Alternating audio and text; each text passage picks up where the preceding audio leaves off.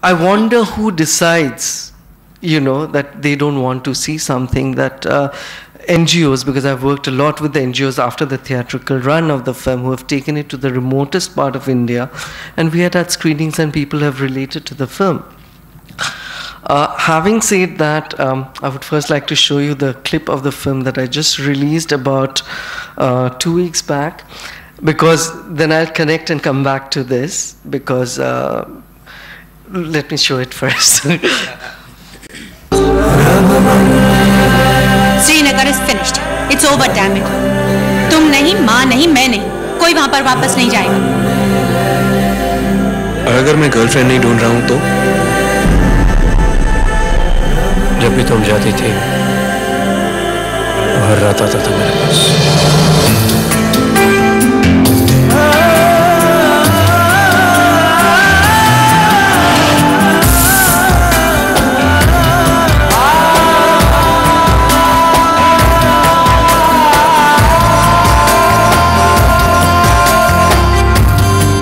अगर मैं अकेले जी सकती हूँ तो मैं अकेले बच्चा भी पैदा कर सकती हूँ. वैसे आपको ये सब करने की जरूरत नहीं है. आप बहुत सुंदर हैं. क्या वो तुझे अट्रैक्टिव लगता हूँ? दगाबाज. अच्छे बच्चे बनोगे तो माँ भी खुश होगी.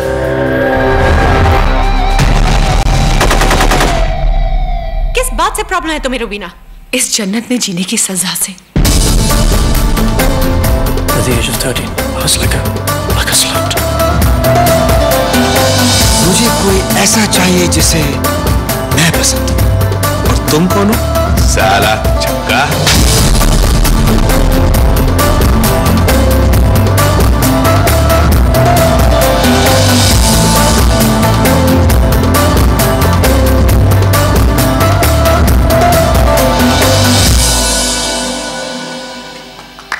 For me, the journey of this film started about 2 years back when I wanted to tell these stories initially each as a feature film, and as usual realized that it was not just one story, but all the 4 stories were what apparently nobody wanted to see. You know, I was very often told that, you know what, these are minority. I find these words very strange. Minority stories that you want to tell.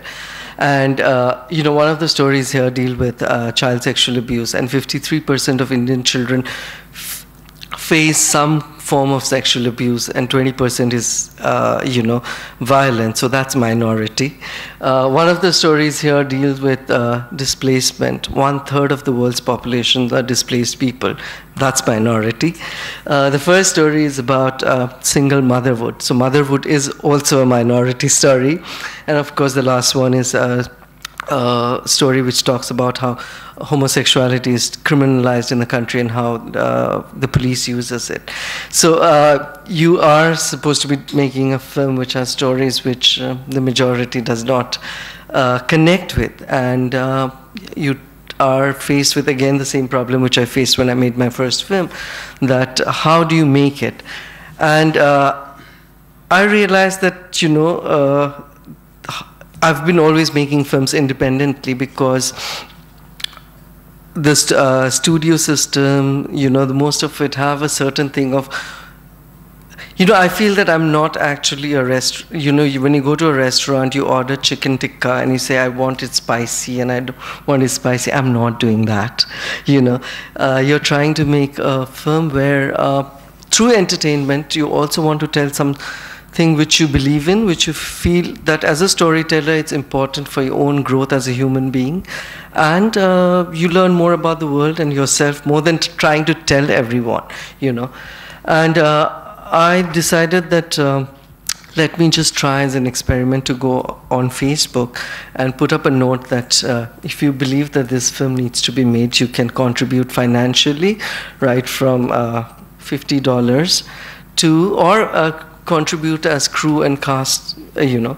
And I was extremely surprised. Within 1.5 months I was shooting, you know, and today 2 years, one and a little bit more, 1.5 years down the line, I have completed and managed to complete the film totally, where 1/3 of the funding came through Facebook, Twitter, and I'm very proud that about 400 people from 47 cities across the world have contributed in making this film, right from people sending lunches. But, you know, there was like someone say that, oh, you know, I can't contribute money, but I can cook lunch for you. You know, it's a couple of days. There were students, and you realize that a lot of them did it because they could connect with the stories, you know. And again, I would go back to what you were saying about, you know, where you have people saying that I want your advice. Similarly, my inbox is flooded with people who keep telling me, can we come and talk to you? We have been abused. We've never spoken to anyone. And that's difficult because I'm not a counselor, you know. But at the same time, to just be able to give that space to someone, you know, who can just come and talk to you, feels very, very, you feel, you know, I feel very lucky, very fortunate that people, you know, trust that much.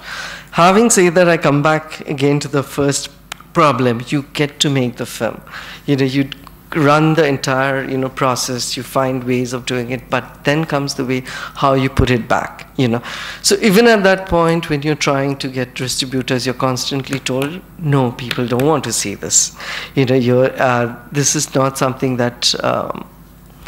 People want to, because apparently we have such difficult lives that when we go to the theater, we only want to laugh. And I very often want to ask that, who are these people who are going to the multiplexes in the cities today? Tickets are expensive, so these are, a lot of it are youngsters, college-going kids who have their parents paying them money, going to parties, going everywhere, who are also watching this film, who don't really have very difficult lives. It's rather that, is it that this thing being constantly pushed that, you know, thinking is not something cool, maybe, you know, so that, I mean, we have such difficult lives that we can go to malls, we can go everywhere, but we can't watch a film for 2 hours, which might make us think. You know, it's not telling you to, it's not preaching you anything, it's just something that you might take back home, because maybe we don't want to take back home anything. So finally, again, through Facebook, friends, whatever, we, you know, try to get the money, and now it was, okay, it's going to reach the theater. We, you know, got the P&A money that one needed. And that's when, you know, I was feeling really exhausted when I realized that, okay, we have reached this stage, and then still you have to fight it. Because the exhibitors there tell you that, okay, this city of India, like Chandigarh, which is a big city, there the people won't want to see your film, you know.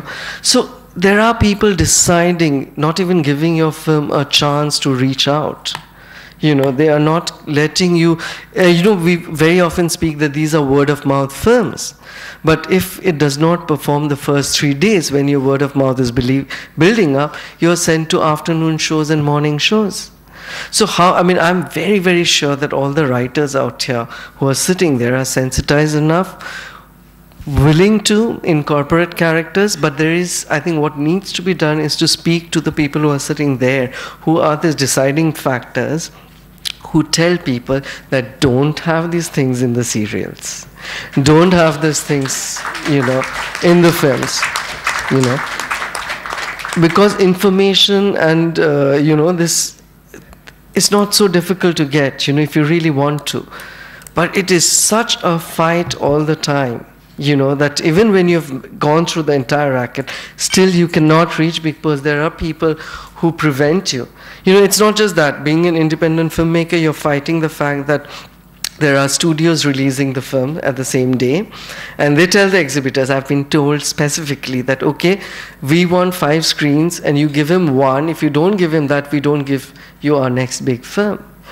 You know, so it is not an easy process when you're doing it, but of course one tries to go on. And also, I mean, every like, you think that, okay, now with television you'll reach out. Television will say our BC whatever audience does not understand this film, you know.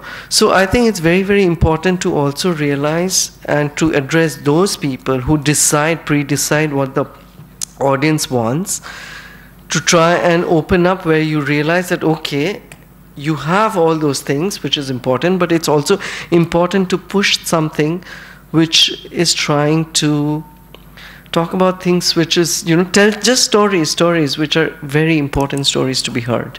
That's it.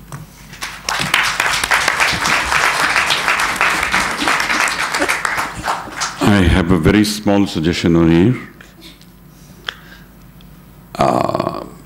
You did something very wonderful when you went on Facebook and made your request. Why not try that again? Yes, I will. All those who want to see my film, they need to create that kind of pressure, and then you will see a lot of change with those people sitting up there. Thank you. I hope so. I hope so. Yeah. Oh, Lear, thank you. It was really amazing to listen, and I just can feel the inspiration behind your work. And I found it really interesting to hear you talk about the filmmaking process as a personal learning, a journey of personal learning. I'm wondering, do you have a sense of ethical responsibility in the storytelling you do? And do you think all filmmakers have some kind of ethical responsibility or not? You know, very often one hears this term that, you know, message-oriented film and not message-oriented film. I strongly believe that every film has a message, some regressive, some progressive, and I would like to believe that within the story, through the characters, one, presents. You know, it's a very small thing. I will not take names, but recently there was this very big, successful Bollywood film, and there was this small dialogue, you know, where the mother is telling the son on the phone, because the son's crying, that I've always wanted a daughter, always wanted a son, but with you I have a daughter. And I think in 2010, that's released in 2010, it's really regressive. So that's what I mean. It is small things like that. You know, it is not a question of really, you know, having a message, you know, but every small thing sends a certain signal, because cinema has a huge, you know, when we say that cinema cannot change society, I mean, of course, not overnight, but cinema is a powerful tool. Otherwise, Zafar Panahi wouldn't be in prison today.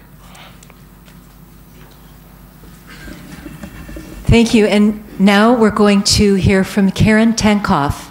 And Karen, I know you have a wonderful clip from The Motorcycle Diaries, one of my favorite films. So would you like to set it up?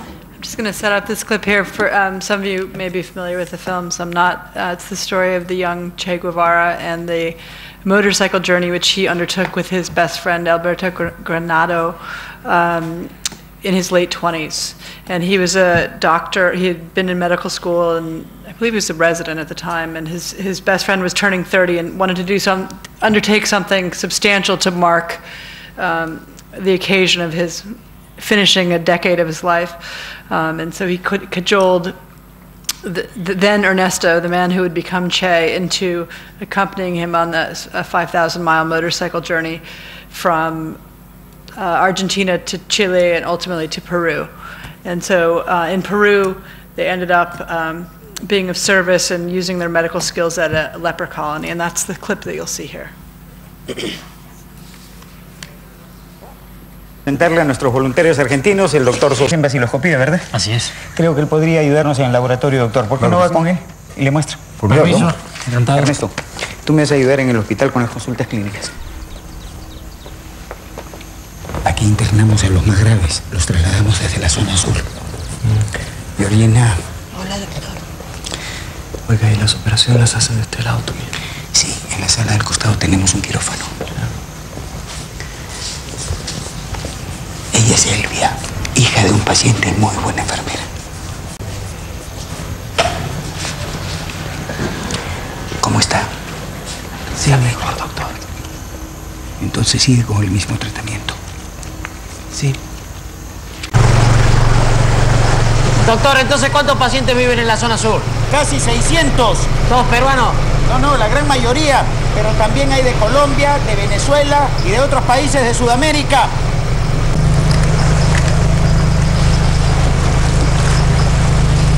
Les sugiero que se pongan estos guantes. Si bien la lepra bajo tratamiento no es contagiosa, las monjas son muy exigentes respecto de este punto. Si no es contagioso, esto es puramente simbólico, ¿no? Sí, pero se los digo para que no se ganen enemigas mortales, ¿ah? ¿No sabe qué, doctor? Nos va a disculpar, pero creo que no lo vamos a usar. Sí, gracias, doctor. Okay. No digan que no se los advertí.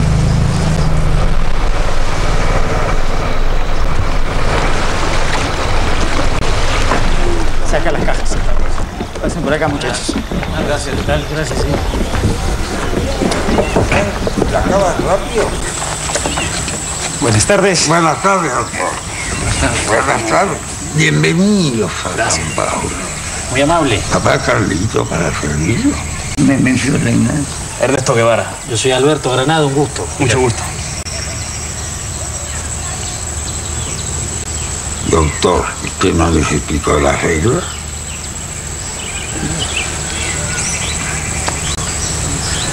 Mucho gusto. ¿Qué tal? Encantado. Don Nemesio. Bien. Mucho gusto. Encantado. Papá Carlito es jefe de la comunidad.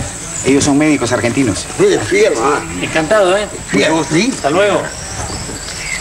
Son unos caballeros.